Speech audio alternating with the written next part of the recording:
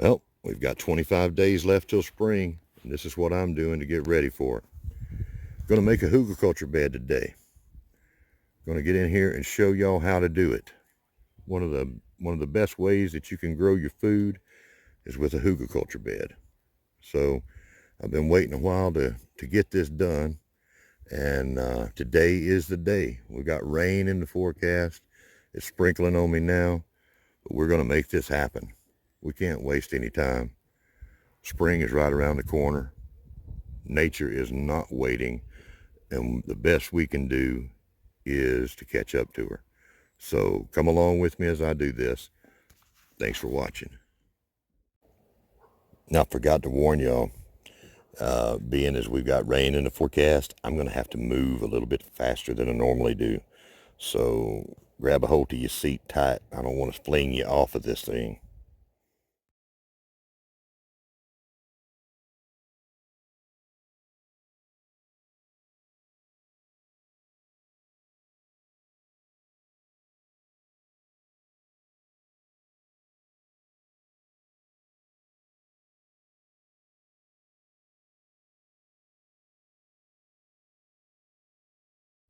All right, see how much faster that was? Now then, I've got the area where I'm going to put the hugelkultur bed in, got that cleared off. And now we're going to have to get in there and get that dirt out of there. We're going to dig down and put this on hoe cam. Y'all ready for some hoe cam action? Well, that's what we're going to do. Got to dig this out, and then we'll be ready to put the wood in.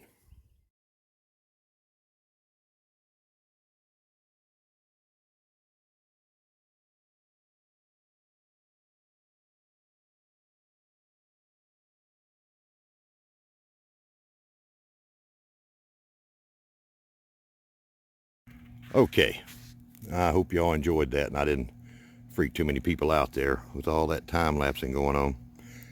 I've got this dug out now to where I can start putting my wood in.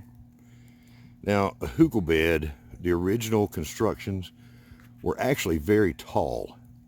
These things, they would build these hugelkultur mounds up about 6 feet. And they would plant into that. So they were actually walking up to a hugel mound. But what this is sort of a hybrid, or, I call them hugel beds because it's the same thing, it's just short. Not very tall at all. Now, I've mentioned to you also that my place is on a slope. You can't really see it well here, but all my land comes off down here like this. Part of what I've been doing here is to control the rainwater as it runs off. What I want to do is slow that down and make it stay on my property and soak into the soil. So the grade comes down here, the water flows down this way, and this hugel mound or hugel bed is going to soak up lots and lots of that rain and hold it there for what I'm growing, just like this one will. And this is simply a grow bed. I don't have a lot of wood underneath that. In this bed, my Jerusalem artichoke bed, I have lots of wood integrated into the soil. So that's going to do kind of the same thing. But the hugel bed will have large pieces of wood that's going to act like gigantic sponges underneath the soil where I'm actually growing something. So one other tip, I've already dug this out once, pretty good, and removed a lot of roots, but I still found a couple of roots. They're right in there. You can't really see them too good here. But one thing you want to do is when you're digging out your dirt, normally you want to go a little bit below grade level and start there. Get your dirt out, save your topsoil out, and you're going to put that back over your wood. But you want to remove any roots that you find. You want to get those out of there, because what's going to happen is they're going to keep trying to grow, and you'll be fighting those in the years to come. So once you've cleared out all your dirt and your roots, then you get started on it. and it'll help you out later on. So now I'm going to be filling that up with the wood, at least the bottom layer. Okay, well, I've got that filled up with wood now. Moved all that wood over here, and I've got the bottom layer of this laid out now pretty much the way I want it. Okay, let me get you back up here just a little bit. Like I said, you can't really get a good feel of the slope. It's not that terrible right here, but it is on a slope. Now, you see the way I've got the wood lined up, I'm following the natural contour of my land. That's very important when you're talking about water management and how you design things, whether it's mostly flat ground or on a steep slope. You know, you want to really pay attention to that, because as that rain falls, it's going to do what? Try to wash everything away. But when you build on contour of your property, that's going to slow the rain down and make it soak in. And look, this is pretty easy stuff here.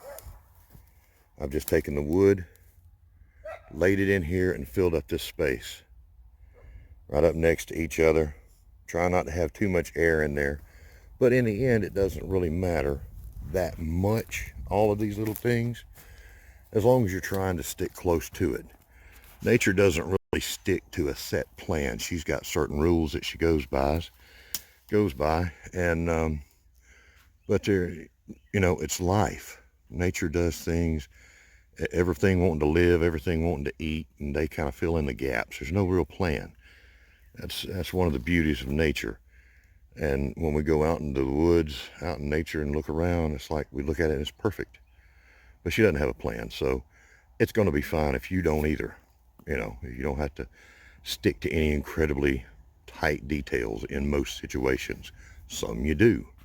When you get into building swales on your property to watch the rain and to soak in the rain, you start talking about swales, then you're starting to talk about something where you need to be very careful about the angle of your swales, or you'll have problems.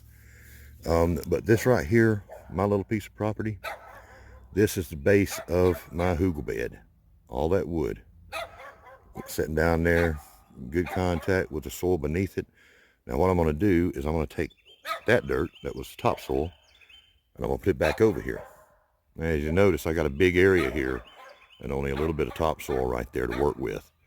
I don't have a lot, and I probably don't have enough to cover this whole bottom layer. So probably what I'm going to do is work on this corner here. Make the dirt. I've got some more dirt, more topsoil that I took off of here. I had to haul it over there. I'm really concerned about the rain running me out of time here. But I'm going to take that dirt and put it over here and show you what that looks like. The ultimate goal for me is to bring this up to where it's level, at least level. And I'll probably build it up a little above level, so that what happens is it shapes up like this, like a bowl. I'll probably do that. What's going to happen is rain's going to come down and it's going to hit in this bowl. And what's right here in this bowl, my pear tree, it's going to get the benefit of some water running back that way a little bit too. It's going to soak it in right here underneath the roots, where the roots of this pear tree are, and it's going to help it live. It's just some thoughtful planning. But that's my plan here. We put this dirt in, and then we'll move to the next. Okay, I'm going to have to break into my other stash of dirt. Look what I've got here. Look what's taking a nap. I had it covered up. And all up in here, lots of little baby centipedes. Those are excellent predators in your garden. They're going to take care of a lot of pests for you. That's what you want to see.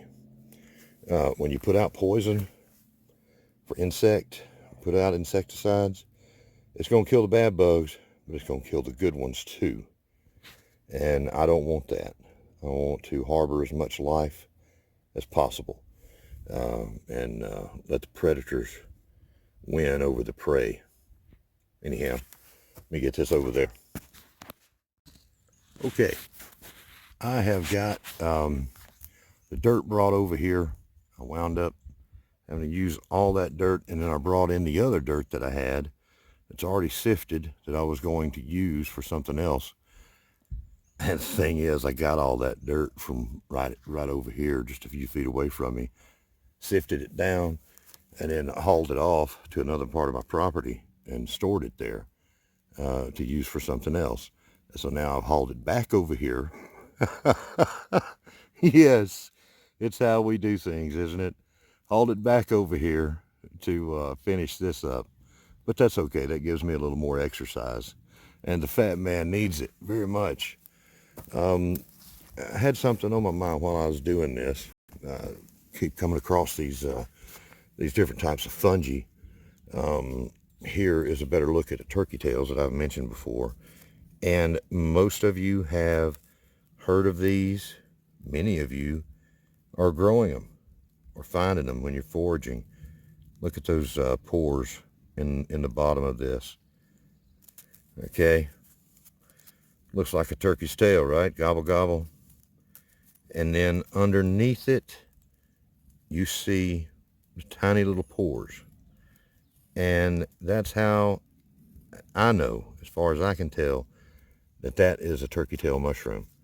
These make some very powerful medicines and wonderful tea as well. A lot of people make turkey tail mushroom tea, amongst other things. Look at something else I found.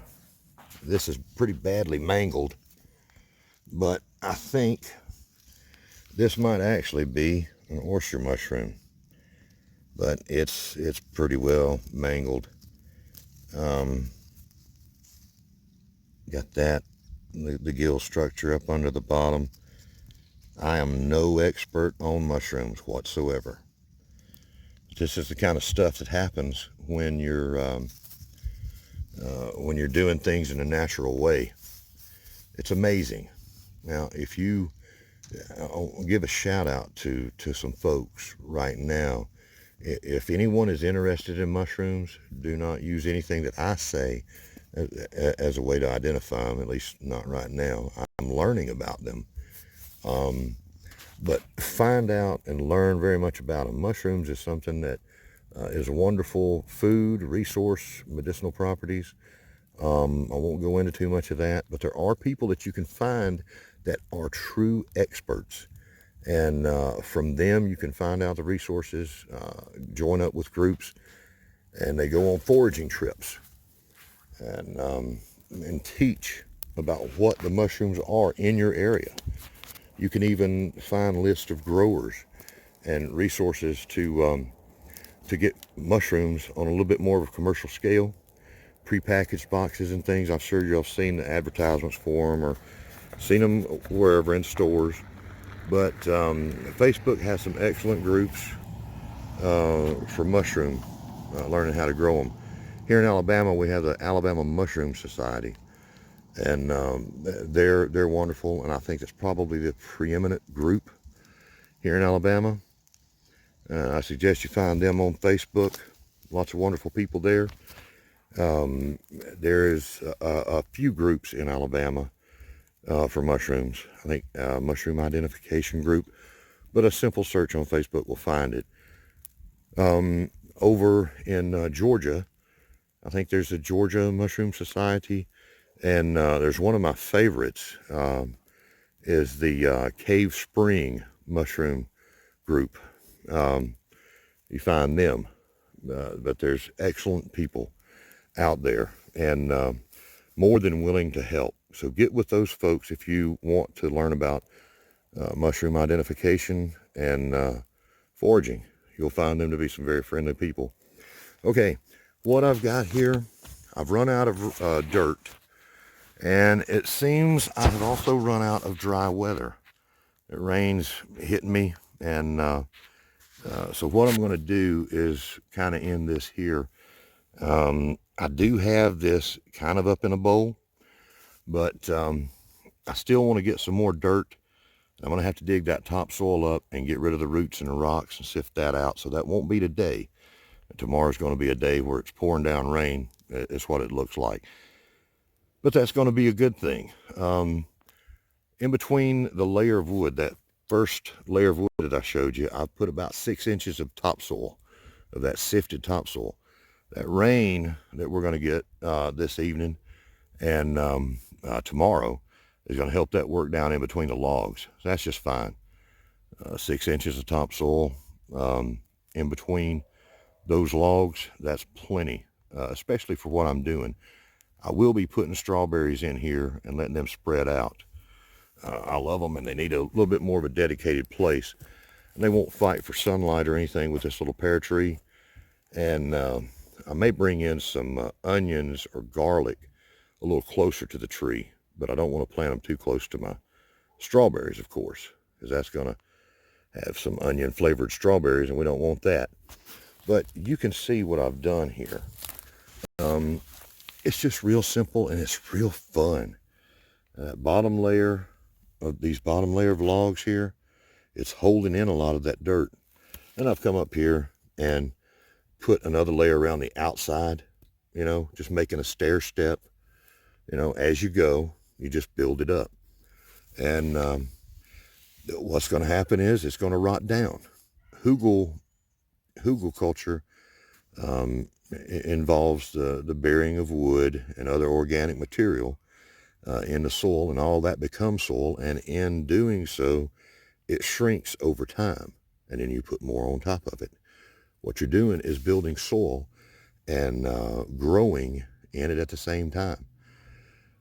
It's a wonderful way to grow. If it's something that that you think you're interested in, do it. You know, try it out. Try your little bed out. But I encourage you to go online and look up some videos, and you can find out so much more about it than I know. Again, Jeff Lawton is one of the fathers of this type of growing. Many other names. One of my personal guides and heroes of mine and some of the things that I'm doing is a man called Jack Spirko. Jack, S-P-Y-K-O. Go and look him up. He's on Facebook and on YouTube. Some amazing things, and I am going to be doing some of those things here. But he has a lot to say about swales and hugelkultur, permaculture, and you know, everything concerning natural growing and other methods. He does a lot, but he's got an incredible amount of information out there for you to absorb. Anyhow, for this is about all I've got time for, and all y'all want to really watch in one sitting. So I hope, now what I'll do is end this today, and then I'll come back and update with this later. But for today, on the 25th day I've got left before spring, this is what I've done.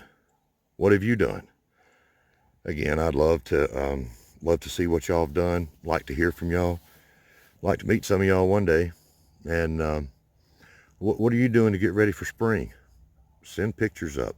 Post your pictures, and you know, if nothing else, tell your story about what you're doing. Some of your challenges and how you've overcome them. Anything like that. But anyhow, enough for today. Thank you for watching. And I'll see you again tomorrow on day 24.